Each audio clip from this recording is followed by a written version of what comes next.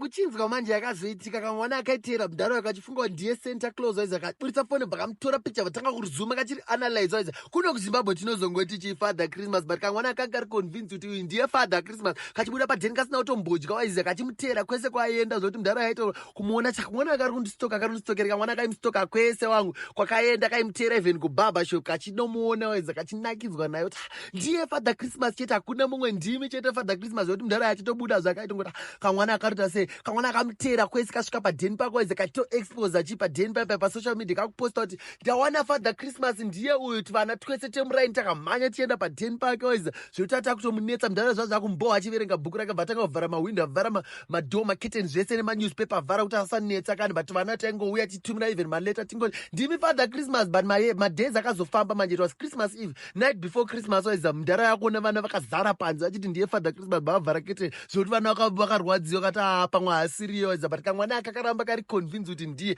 waiza karangori determined zvokuti Father Christmas wachona akabva ngotaura mira ndichitangofufila kawishi kemwana mira ndiende padheni pake bvavhura zibox rake vanobudikira kumba kwemwana waiza ari muchimini achibatikira kuti Santa. No witnesses?